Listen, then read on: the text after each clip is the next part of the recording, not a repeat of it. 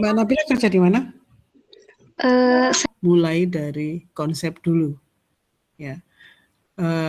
Dan karena ini malam mulainya, saya yakin Bapak Ibu juga punya kewajiban lain yang lebih penting tentunya, karena baik sebagai ibu ataupun sebagai ustazah begitu, yang harus ngopeni santri juga gitu. Maka sekali lagi karena ini di 10 Ramadan terakhir, maka pertemuan kita nggak usah panjang-panjang ya. Gimana? Setuju nggak? Setuju, Bu. Setuju ya. setuju, Bu. Ya, nanti dibaca lagi ya, dibaca aja materinya. Terus kemudian kita diskusi setelah Lebaran, pertemuan kedua. Nah, kita baru diskusi di situ. Mungkin nanti kita akan menambah satu lagi pertemuan. Semoga bisa waktunya untuk menjelaskan lagi lebih jelas apa yang belum diterima dengan baik. Karena materinya kan banyak nih. Kebetulan ini sudah saya siapkan.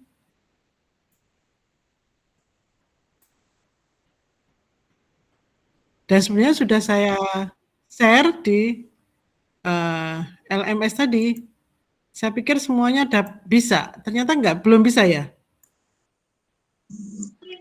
Belum, Bu. Belum ya. Oke. Kalau belum berarti saya harus nge-share lewat apa tuh namanya, grup. Baik. Sebenarnya materi ini adalah tentang manajemen keuangan syariah. Seharusnya ada MKS 1 dan MKS 2. Karena kalau MKS 1 tok biasanya akan nggak sama, materinya nanti kurang. Nah, ini nanti kita akan membahas tentang manajemen keuangan syariah atau keuangan syariah dulu, baru tentang manajemen keuangan syariah. Ya, ini definisinya nanti bisa dibaca sendiri, ya. Nah, intinya pada prinsip yang utama adalah larangan adanya riba. Dan dasar-dasarnya karena di sini sudah banyak ustadzah, maka pasti sudah tahu gitu. Apa itu riba, seperti apa dan mengapa dilarang.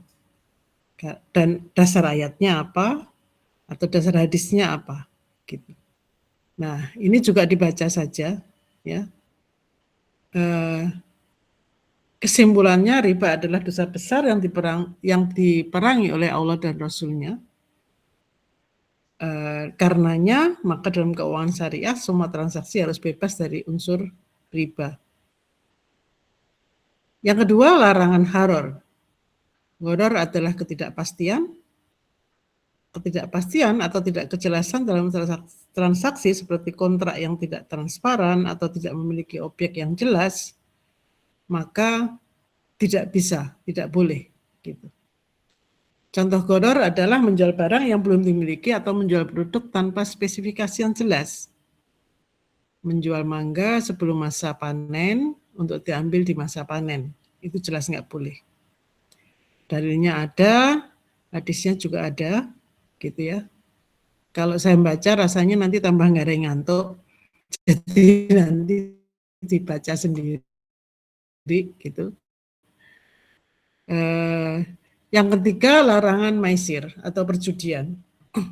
Maisir adalah transaksi yang bersifat spekulatif atau berbasis keberuntungan tanpa usaha yang jelas.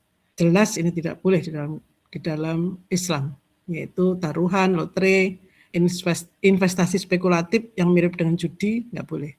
Dari Qurannya ada, hadisnya juga ada. Nah, di dalam keuangan syariah, maka prinsip yang utama adalah adanya keadilan dan transparansi. Semua pihak dalam transaksi harus mendapat manfaat yang adil tanpa adanya eksploitasi. Jadi tidak boleh ada eksploitasi. Dan harus transparan. Transparan itu jelas siapanya. Jelas barangnya. Jelas harganya. jelas kondisi produknya.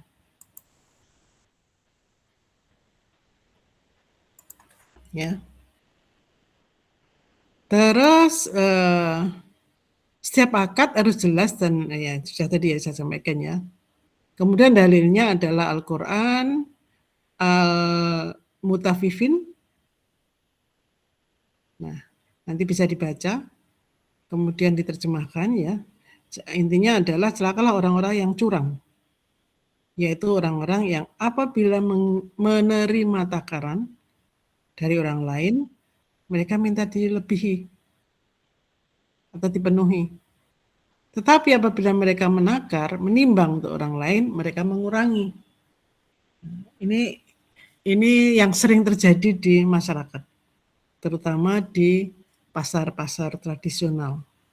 Ya, padahal di kayak Cina yang notabene orang yang ateis, itu bahkan ada sidak di pasar yang timbangannya tidak bagus, itu langsung kena denda, kena hukuman. Padahal di Cina itu. Sementara di sini, di masyarakat kita, itu hal yang biasa, bahwa timbangan itu diganjel misalkan. Nah, saya sendiri juga kaget ya, ternyata oh seperti itu toh ternyata gitu. Nah, itu nggak boleh. Curang itu namanya. Bahkan di dalam Quran itu ya disebutkan bahwa itu tidak boleh gitu. Nah, tapi kebiasaan kita hal-hal seperti ini tidak kita ingatkan. Kalau kita sebagai pembeli kita tidak mengingatkan penjual untuk menggunakan timbangan secara baik. Sehingga sebenarnya kita menjadi bagian dari curangan atau enggak, itu perlu nanti didiskusikan. Ya. Terus kemudian apalagi tulisan di dalam packaging misalkan, kadang-kadang nggak jelas atau kurang timbangannya. Karena saya sendiri pernah ya, saya tuh penjual teh, tapi karena pakai tea bag, maka pakai mesin, maka keluar itu kan tidak selalu sama 2 gram, tergantung masa jenis dari produk yang dimasukkan ke dalam alat itu. Nah, sehingga saya menghapus tulisan 2 gram itu tidak saya gunakan. Nah, tetapi ternyata nggak boleh dari sisi aturan aturan tidak tertulis sebenarnya. Itu harus tertulis, produk itu harus tertulis jelas berapa. Nah, padahal di dalam karena pakai digitalisasi yang berjalan sendiri itu kita nggak tahu per celupnya itu apakah benar 2 gram atau enggak ketika bukan teh gitu ya. Oke, itu nanti bisa didiskusikan juga ke depan antar teman-teman. Oh ya, biasanya di kakak kelas kalian atau bahkan teman-teman kelas karyawan yang sudah lulus itu materi tidak berhenti di kelas, tapi di luar kelas walaupun mereka bekerja dan tempatnya berjauhan, mereka masih tetap bisa membuat kelas diskusi gitu. Yang kelima, prinsip berbagi risiko dan keuntungan.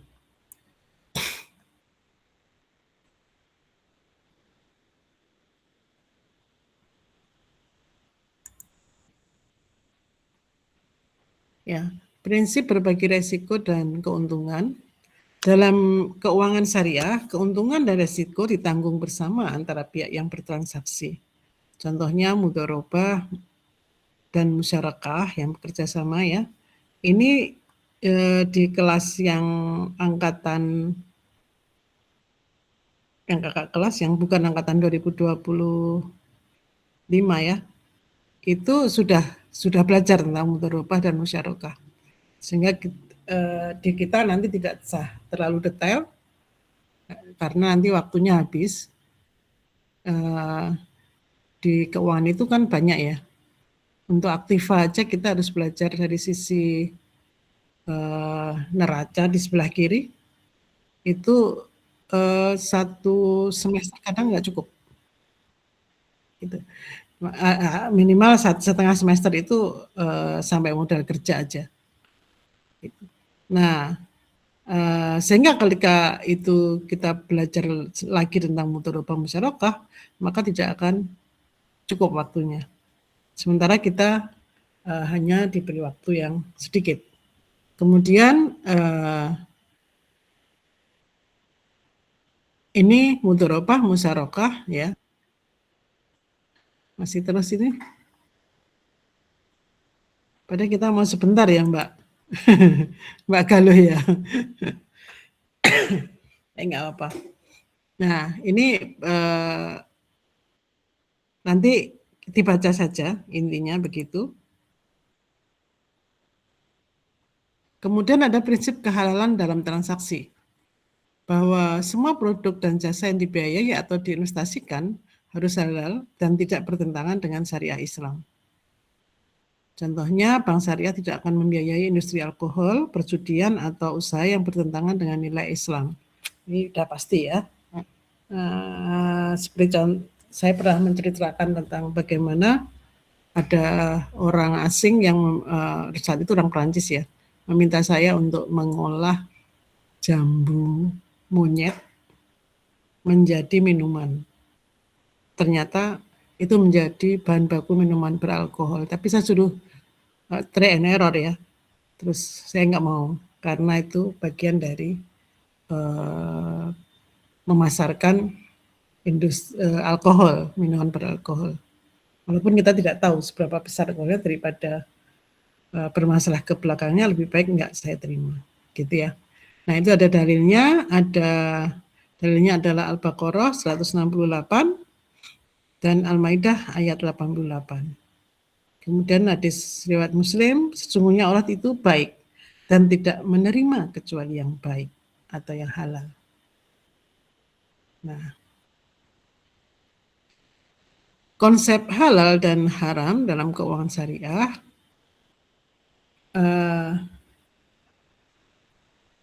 intinya adalah setiap transaksi keuangan harus halal, baik dalam cara mendapatkannya maupun penggunaannya. Kita sering mendapati di masyarakat yang sudah sejak lama ya, sampai saat ini, bahkan ini, uang itu ya, uang itu misalkan kita investasi 1 juta, katanya akan kembali dalam jumlah 2 juta dan seterusnya. Hitung-hitungannya nggak tahu ya saya seperti apa, tapi intinya seperti itu. Seakan-akan ketika kita menabung dengan 1 juta maka akan kembali atau berinvestasi, bukan menabung. Berinvestasi 1 juta maka akan kembali dalam jumlah yang berkali lipat. Nah itu tidak boleh sebenarnya ya. Tapi saya tidak tahu masyarakat kita masih sangat labil gitu ya, sehingga ketika ada harapan yang besar mereka jor-joran. Nah, kemudian setelah jor-joran itulah maka kemudian tumbang satu persatu.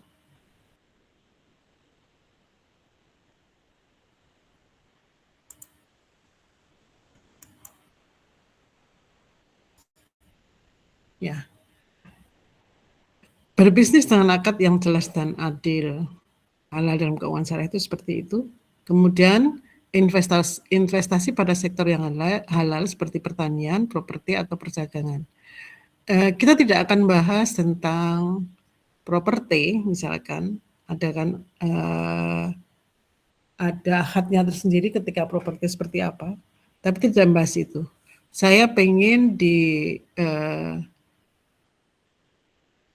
manajemen keuangan syariah 1 ini nanti Bapak Ibu minimal bisa membuat neraca, bisa membaca neraca, laporan laba rugi, kemudian tahu dan bisa menghitung kinerja keuangan perusahaan, baik itu perusahaannya sendiri maupun perusahaannya Bapak Ibu sendiri.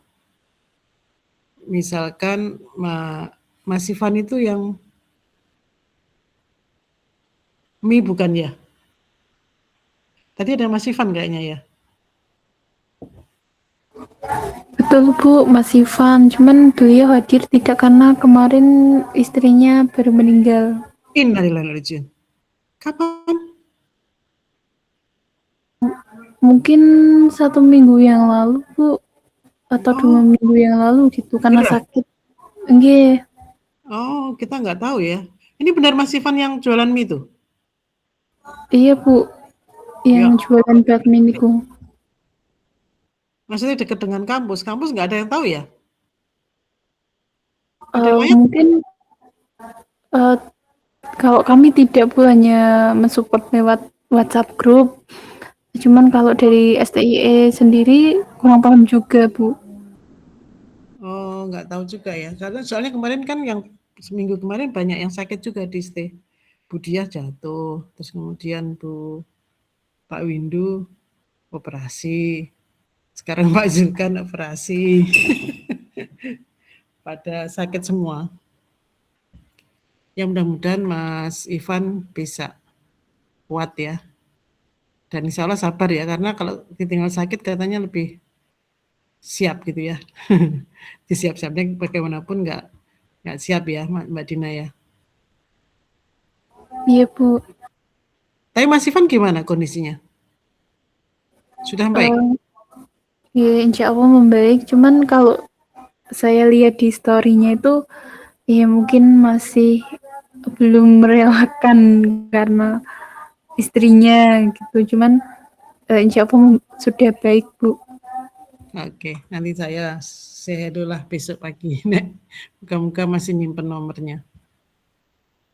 Ya, ya gitulah. Tapi kan meninggal dalam masa bulan puasa ya, berarti. Iya Bu, masih di bulan Ramadan kemarin. Berarti lagi no ya. Iya Bu, kayaknya tuh satu minggu yang lalu. Kayaknya gitu Bu. Sakitnya udah lama?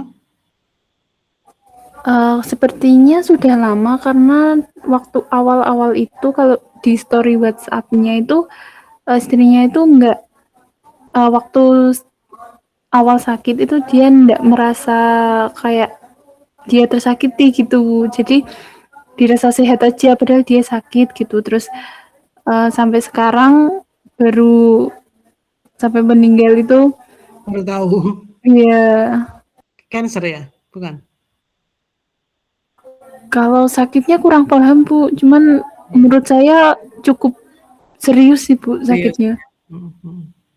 Sama ya, saya dulu juga gitu. Pernah sakit, nggak dirasa sakit, tiba-tiba koma. Tapi alhamdulillah masih diberi usia sama Allah ya. Pernah koma 3 hari saya. Ya gitu, tiba-tiba brek gitu, nggak ingat apa-apa. Oke, mudah-mudahan Mas Ivan diberi kekuatan dan keikhlasan untuk melepas istrinya. Kita lanjut sebentar. Ini menggunakan konsep halal dalam keuangan syariah, menggunakan instrumen keuangan berbasis syariah seperti suku, obligasi syariah, reksadana syariah, dan saham syariah. Ini perlu disampaikan karena di neraca di atas itu kan ada kas ya. Nah, sebelum kas itu bisa dalam bentuk cash in, juga bisa dalam bentuk surat berharga. Nah, surat berharga di dalam keuangan syariah yang ini yang disebut suku dan reksadana syariah atau saham syariah. Nah, kemudian haram dalam keuangan syariah mengambil atau memberikan riba, berinvestasi dalam bisnis yang haram, menggunakan kontrak yang tidak jelas, melakukan transaksi spekulatif. Ini pasti ya, sudah pasti ini aja. Ini perbedaannya di keuangan syariah dan keuangan konvensional. nanti bisa dibaca. Intinya adalah bahwa ya tadi bebas riba, halal dan maisir. Kalau konvensional berbasis bunga, tetapi nanti di dalam hitung-hitungan karena kita ini karena hitung-hitungan secara matematik itu, karena hitung-hitungan secara matematik di dalam keuangan syariah itu belum begitu lama ya, dan yang konvensional itu kan sudah lama. Karena sudah lama, maka di dalam hitung-hitungannya nanti masih menggunakan bunga di dalam hitung-hitungan ya. Kita belajarnya, bukan dalam penerapannya. Ya. Di dalam belajarnya kita menggunakan Mas Atoilah kok melu meneh?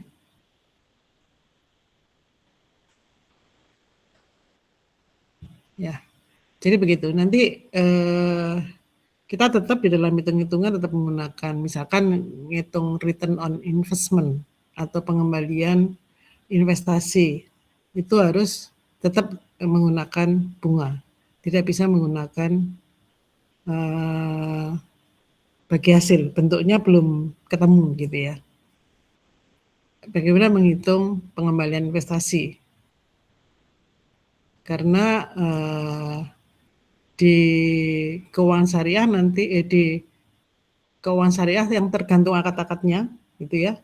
Kalau bagi hasil nanti maka harus mendapatkan laba dulu, baru laba itu dibagikan sesuai kesepakatan, maka bisa jadi laba yang kita peroleh itu sangat tinggi, bahkan jauh lebih tinggi dibandingkan perhitungan pakai bunga.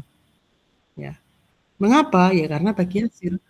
Karena bagi hasil itu diberikan setelah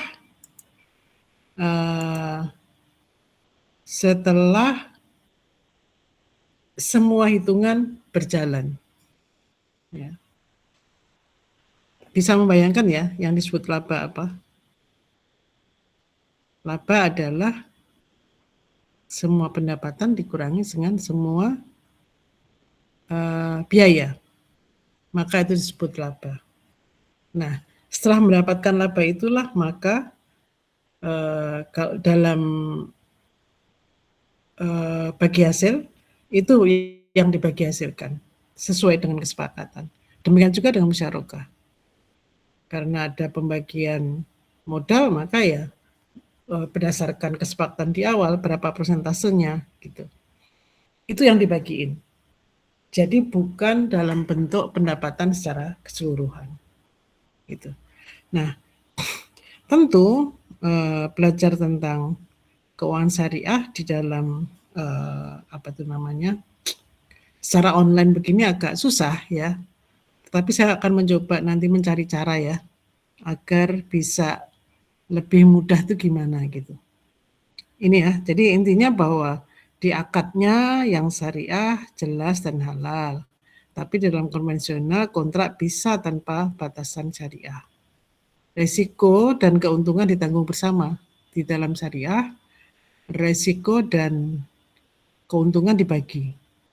Biasanya di konvensional, risiko itu ditanggung oleh peminjam kalau itu pembiayaan. Ya.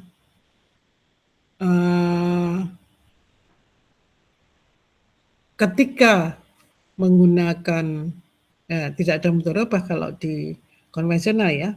Ketika itu kita pinjam maka pasti bunganya akan tetap, laba ataupun rugi itu harus dibayar. Nah, kalau kita tidak bisa membayar maka jaminannya akan diambil. Di konvensional seperti itu ya. Tapi di keuangan syariah maka akan ditanya. Ketika kita nggak bisa membayar maka akan ditinjau. Nasabahnya tidak bisa membayar karena apa? Apakah karena manajemen keuangannya atau bisnisnya kurang berjalan atau bagaimana?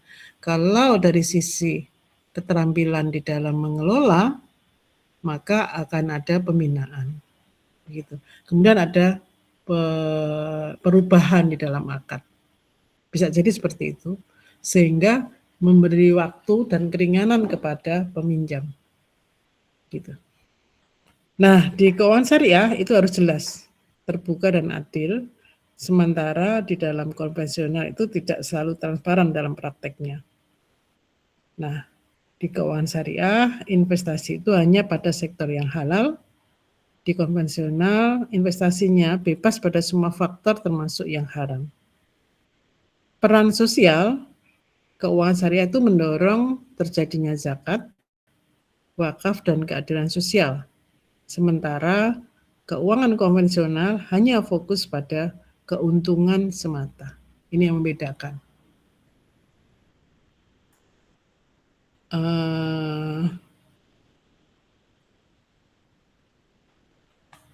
Kesimpulan ayat dan hadis adalah riba adalah dosa besar yang diperangi oleh Allah dan Rasul-Nya. Transaksi yang tidak jelas atau merugikan salah satu pihak dilarang. Transaksi spekulatif dilarang. Akad dan transaksi harus transparan, tidak merugikan salah satu pihak. Nah, keuangan syariah berbasis sistem bagi hasil atau profit loss sharing, bukan bunga tetap. Semua investasi dan transaksi keuangan harus halal. Di konvensional kita tahu semua bahwa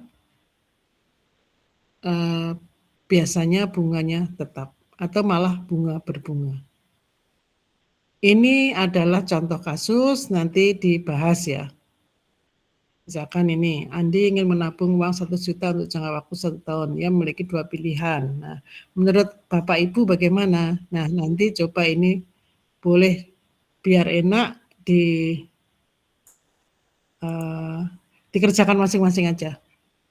Menurut panjenengan semua, bagaimana ini pendapat Bapak Ibu semuanya, ya.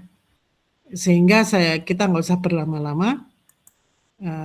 Cukup sampai jam 9 ini, walaupun mulainya tadi 8:30. Nah, saya hanya ingin menyampaikan di awal bahwa kita menggunakan waktu malam ini hanya untuk pembukaan saja, untuk mengenalkan dulu. Nah, di pertemuan selanjutnya kita akan lebih serius lagi konsepnya, sementara di depan sendiri seperti ini aja dulu. Nanti ada 2 materi yang akan saya sharing, atau 1 dulu ini, kemudian kasus 1, 2, 3, dan 4, itu silahkan dikomentari, silahkan dijawab menurut kalian bagaimana. Sebelum saya tutup, saya ingin tanya, dari yang hadir ini, berapa nih yang hadir ya? 25 orang, 24, maka kira-kira berapa orang yang tabungannya itu pakai syariah? Entah Mandiri Syariah, entah BSI, entah BMI, Bank Muamalat, ya, atau BPR Syariah. Nah, kira-kira siapa dari 24 orang ini yang sudah punya tabungan syariah? Boleh begini. Di BMT Bu saya Bu. Oh, BMT. Iya. BMT. Oke, nggak apa BMT. Hanifah. Oke. BSI, Bu. Asep. 3, 4. Yang lain belum ya? Baru Mas Marwan, Mbak Hanifah, siapa tadi lupa? Mas Ahmad. Ya, artinya baru sekitar 1/5 ya. Dan saya sendiri ya. Mak Keti hadir, Bu. Oh iya, Mbak Keti. Telat ya, wis arep tampung ya. Baru tahu ini tadi. Enggak apa-apa. Mbak Deli ya. Oke. Enggak. Artinya saya hanya pengen oh ternyata di mahasiswa kita pun masih banyak yang masih menggunakan bank konvensional. Saya sendiri pakai